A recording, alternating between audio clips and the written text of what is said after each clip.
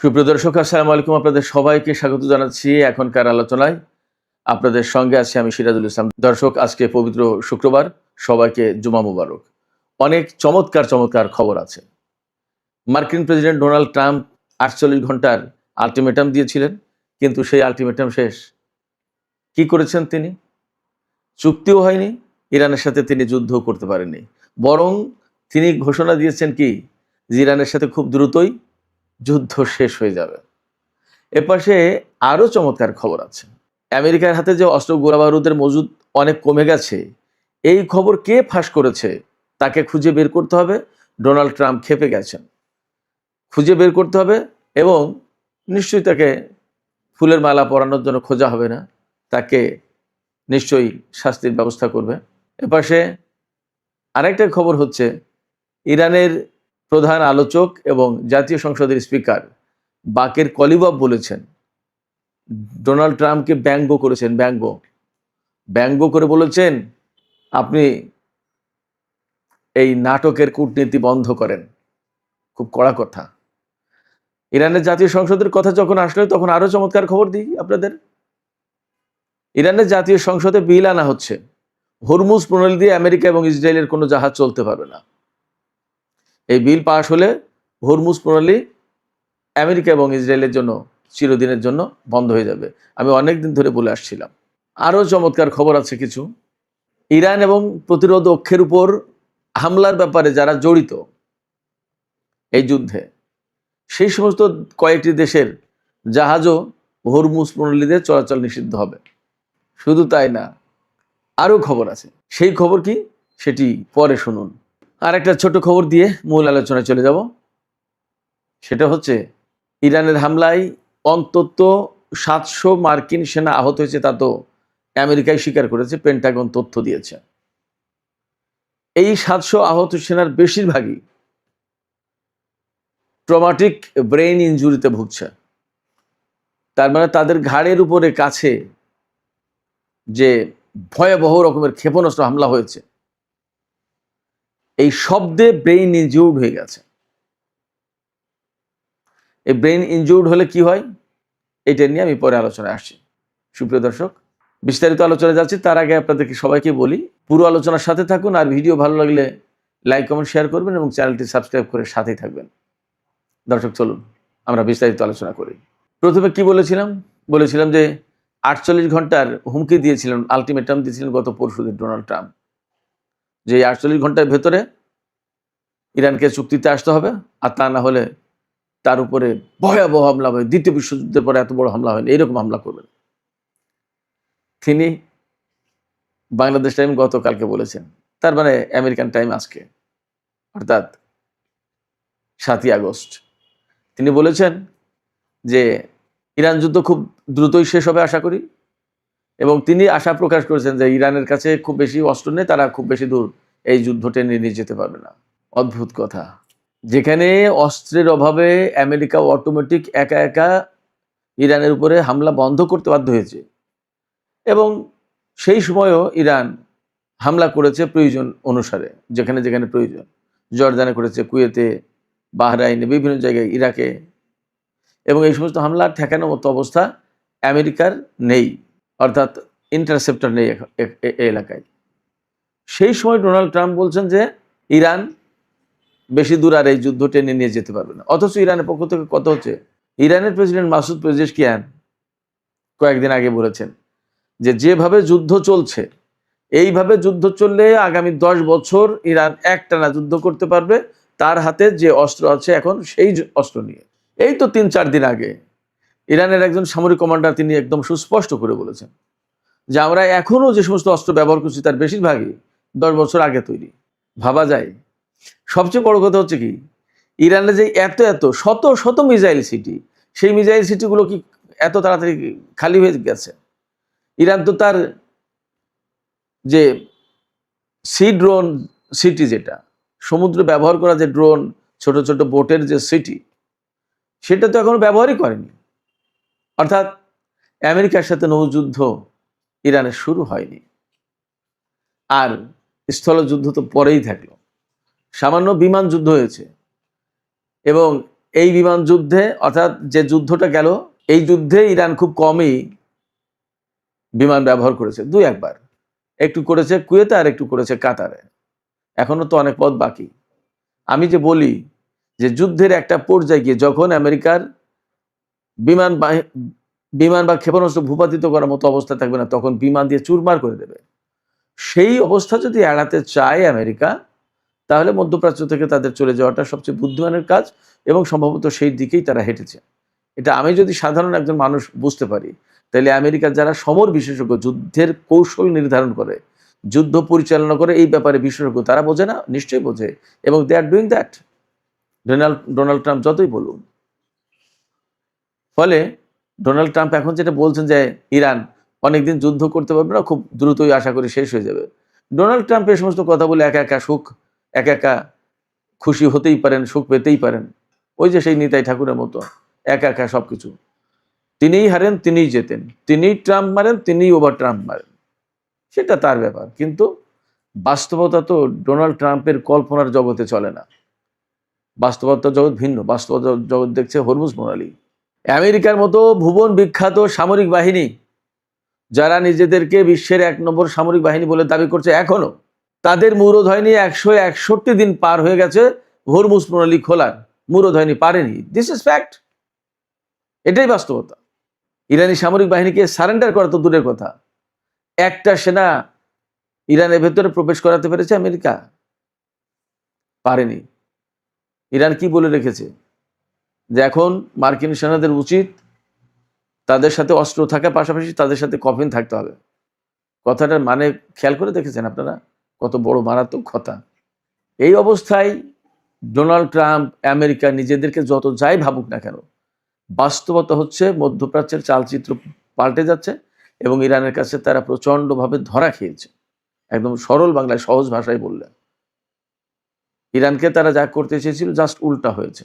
পরিস্থিতি যা আসছে, আমার কাছে মনে হচ্ছে আমেরিকার সামরিক বাহিনীর জন্য এমন অবস্থা হবে মধ্যপ্রাচ্যে, ওই যে বলে না, ছেড়ে দে মাকে দেবাচ্ছে, এই অবস্থা তৈরি হতে পারে। কারণ তাদের হাতে ইন্টারসেপ্টর নেই, ড্রোন ক্ষেপণাস্ত্র মোকাবেলা করবে কি দিয়ে? ইরান যখন একাধারে মারতে শুরু করবে, তখন উপায় কি তাদের? এই যুদ্ধ করতে এসে আমেরিকা যা করেছে সেটা হচ্ছে এই, সারা বিশ্বে নিজের কর্তৃত্ব, প্রভাব, প্রতিপত্তি নষ্ট করেছে। মধ্যপ্রাচ্যে যাদেরকে নিরাপত্তা দিত সেই দেশগুলোকে এখন প্রচণ্ডভাবে ঝুঁকির মুখে ফেলেছে। এবং এই যুদ্ধ যেহেতু ইসরায়েলের উস্কানিতে হয়েছিল বলে পর্যবেক্ষক মহল সবাই বলে, আমেরিকার কর্মকর্তা, প্রশাসনের লোকজনও বলে, সেই কারণে ইসরায়েল মূলত তার অস্তিত্বের ঝুঁকি সৃষ্টি করেছে এই যুদ্ধ শুরু করার মধ্য দিয়ে। এইটা হলো বাস্তব কথা। যাই হোক, ডোনাল্ড ট্রাম্প যেভাবে বলছেন যে খুব দ্রুতই যুদ্ধ শেষ হয়ে যাবে, ইরান পারবে না, ইরান সারেন্ডার করবে, আসলে এটা তার সুখ কল্পনা, এটা তার সুখ স্বপ্ন। কিন্তু এই সুখ স্বপ্ন দিয়ে বাস্তব দর্শন হবে না। আরেকটা মজার খবর হচ্ছে যে ডোনাল্ড ট্রাম্প বলেছেন, স্বীকার করেছেন যে হ্যাঁ, আমেরিকার হাতে কিছু অস্ত্র কমে গেছে, তবে আমাদের হাতে এখনো এত বেশি অস্ত্র আছে, আনলিমিটেড। ভাই, আনলিমিটেড অস্ত্র দিয়ে করবোটা কি? কি হবেটা কি? ইরানের বিরুদ্ধে মারা দরকার ক্ষেপণাস্ত্র এবং বিমান থেকে, জাহাজ থেকে, ইত্যাদি ইত্যাদি। তা সেই ক্ষেপণাস্ত্র যদি শেষ হয়ে যায়, তা মারবে কি দিয়ে? এবং জাহাজগুলো, ঘাঁটিগুলো রক্ষার জন্য ইন্টারসেপ্টর দরকার, ইরানের ক্ষেপণাস্ত্র এবং ড্রোন ফেরানোর জন্য। সেই ইন্টারসেপ্টর নেই, যুদ্ধ করবে কি দিয়ে? এখন খুব সোজা কথা, ইরানের উপর হামলা চালাতে হলে ইরানের ভিতর, ইরানের আকাশে বিমান পাঠাতে হবে, এবং ইরানের আকাশে বিমান পাঠিয়ে বিমান থেকে বোমা ফেলতে হবে। সেগুলো হাই রিস্কি কাজ। বিমান যাবে, পাইলট যাবে, ধরা খাবে, এবং আমেরিকা আজকে যে যুদ্ধের ফন্দি ফিকির করছে, সব ফন্দি ফিকির বন্ধ হয়ে যাবে। এই বোমা দিয়ে, ওই বিমান দিয়ে কাজ হবে না। এবং F-15, F-35, এই সবগুলো যে ইরান মেরে দিতে পারে, এটা পরিষ্কার প্রমাণিত।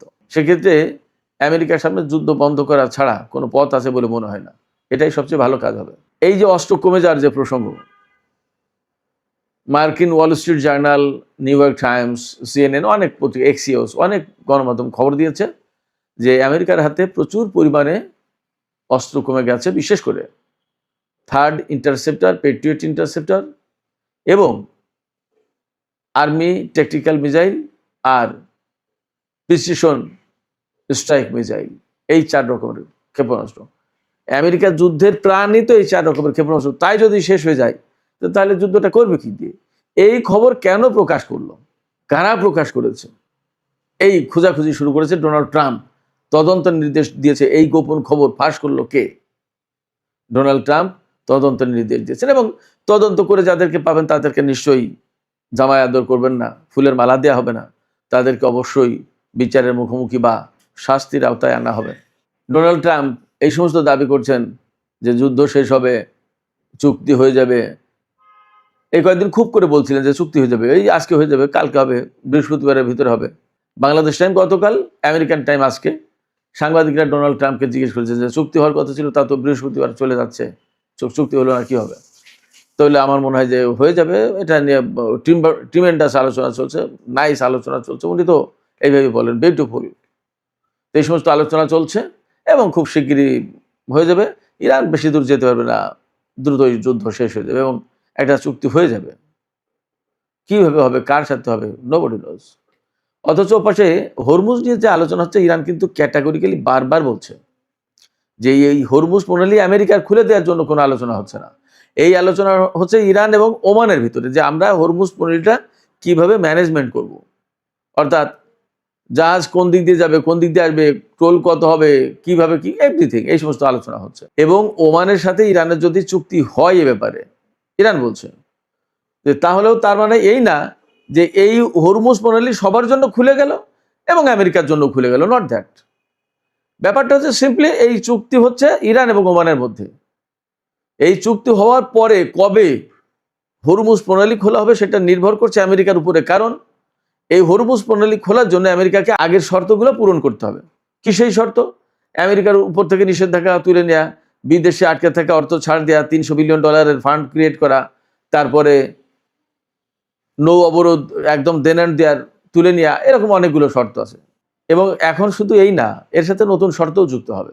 শুধু নতুন শর্ত না, ইরানের জাতীয় সংসদে বিল আনা হচ্ছে। আমি আগেই শিরোনামে বলেছি, এই হরমুজ প্রণালী দিয়ে আমেরিকা এবং ইসরায়েলের কোনো জাহাজ চলতে পারবে না, নিষিদ্ধ, ব্যান্ড। শুধু তাই না, ইরানের বিরুদ্ধে এই যুদ্ধে যে সমস্ত দেশ জড়িত ছিল এবং যারা ইরানের সাথে সম্পর্ক রাখে, যে সমস্ত প্রতিরোধকামী সংগঠন মধ্যপ্রাচ্যে, লেবাননের, ফিলিস্তিনের, ইয়েমেনের বা ইরাকের, এদের উপর যারা যারা হামলা চালিয়েছে, যারা জড়িত, এদের জাহাজও চলতে পারবে না। শুধু তাই না, ইরান এবং ওমানের ভেতরে যে চুক্তি হচ্ছে, যে নিয়মাবলী হচ্ছে হরমুজ প্রণালী ম্যানেজমেন্টের ব্যাপারে, সেই নিয়মাবলী যদি লঙ্ঘন করে কোনো জাহাজ, তাদের উপরে 20% জরিমানা করা হবে। এটাও আলোচনা হয়েছে এবং এটাও আলোচনা আছে। তার মানে হরমুজের উপরে টোটাল কন্ট্রোল নিয়ে নেবে ইরান এবং ওমান। ওমান এখানে সহযোগী শক্তি, মূল শক্তি হচ্ছে ইরান। আজকে ফাইন্যান্সিয়াল টাইমসের একটা রিপোর্ট দেখলাম, সেখানে বলা হচ্ছে যে ইরান যে হরমুজ প্রণালী দিয়ে জাহাজ পরিচালনার জন্য টোল দাবি করছে, এটা একদম কমপ্লিটলি লিগাল। ফাইন্যান্সিয়াল টাইমস বলছে। কেন লিগাল? ওই রিপোর্টে বলা হয়েছে যে সুয়েজ খাল দিয়ে জাহাজ পরিচালনা করতে গেলে টোল দিতে হয়, ফি দিতে হয়। তুরস্ককে ফি দিতে হয় বসফরাস প্রণালী পার হতে গেলে। বহু বছর ধরে, বহু মানে 100-150-200 বছর বা তারও বেশি সময় ধরে সুইডেন টোল দিত, ডেনমার্ক টোল নিত ওরেসুন্ড প্রণালী পার হওয়ার সময়। এখন ওরেসুন্ড প্রণালীতে টোল নেওয়া হয় না। 1857 সাল থেকে ডেনমার্ক এই ওরেসুন্ড প্রণালীতে টোল আদায় বন্ধ করেছে। বাট ডেনমার্ক এবং সুইডেনের মধ্যে যে সংযোগকারী সেতু, এই ওরেসুন্ড সেতু, এই সেতু ব্যবহার করলে প্রত্যেকটা গাড়িকে টোল দিতে হয়। সেক্ষেত্রে ফাইন্যান্সিয়াল টাইমসের বক্তব্য হচ্ছে যে ইরান যে হরমুজ প্রণালীতে টোল বা ফি আদায় করতে চাইছে সেটা লিগাল, এটা অযৌক্তিক বা অবৈধ বা বেআইনি কোনো কাজ না। ও, একটা গুরুত্বপূর্ণ কথা বলতে ভুলে গেছি। ডোনাল্ড ট্রাম্প যে অস্ত্রের ব্যাপারে ক্ষুব্ধ হয়েছেন, খেপে গেছেন যে কারা আমেরিকার হাতে কম অস্ত্র আছে, এই রিপোর্ট, এই গোপন কথা ফাঁস করলো।